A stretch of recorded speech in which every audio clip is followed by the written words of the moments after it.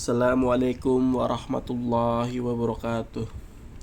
Saya Rizky Maulana Ibrahim. Saya akan membahas manajemen audit. Apa itu audit manajemen? Audit manajemen ialah analisis dan penilaian terhadap kompetensi dan kapabilitas manajemen perusahaan dalam menjalankan tujuan perusahaan. Tujuan audit manajemen bukan untuk menilai kinerja eksekutif individu, tetapi untuk mengevaluasi efektivitas tim manajemen dalam bekerja untuk kepentingan pemegang saham, memelihara hubungan baik dengan karyawan, dan menjunjung standar reputasi. Penting untuk ditekankan bahwa audit manajemen menilai keseluruhan manajemen perusahaan, bukan kinerja masing-masing manajer. Ruang lingkup ada dua. Pertama, mempelajari organisasi yang ditentukan, memperbarui struktur organisasi formal, keterkaitan pribadi, kebijakan, prosedur, dan juga sistem dan aliran informasi dan pusat keputusan untuk menentukan apa yang telah ditetapkan oleh manajemen sebagai pengaturan optimal untuk menjalankan suatu entitas.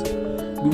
Mengevaluasi entitas hidup, menentukan masalah seperti apa yang benar-benar ingin dicapai oleh orang yang bekerja, jadwal dan rutinitas yang telah mereka tetapkan untuk mencapai tujuan, dan ukuran hasil yang dicapai berdasarkan tujuan standar kinerja yang telah ditentukan sebelumnya.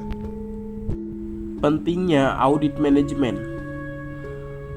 Audit manajemen menetapkan kebijakan dan tujuan dengan benar dalam pandangan lingkungan yang berubah, strategi pesaing, perubahan teknologi, preferensi konsumen, dan lain-lain. Ada juga membantu manajemen dalam meningkatkan sistemnya, mengingat perkembangan atau kreasi dalam prinsip, teknik, dan pendekatan manajemen. Lalu membantu manajemen dalam meningkatkan kinerjanya dalam pelaksanaan kebijakan dan pemanfaatan sumber daya. Ini menetapkan arah kebijakan, tujuan, dan definisi bisnis, dan juga memberikan ruang lingkup bagi bisnis yang berinteraksi secara terbuka dengan lingkungan dan memaksimalkan manfaat dari peluang lingkungan dan mengendalikan dampak ancaman lingkungan. Proses yang diadopsi untuk pelaksanaan audit manajemen ada 3. Tujuan pengenalan sistem audit manajemen. Pertama-tama, tujuan memperkenalkan sistem audit manajemen ditentukan oleh direksi. Pada saat yang sama juga ditunjuk auditor manajemen. 2. Kumpulan fakta. Setelah penunjukan auditor, pekerjaan penyelidik dimulai.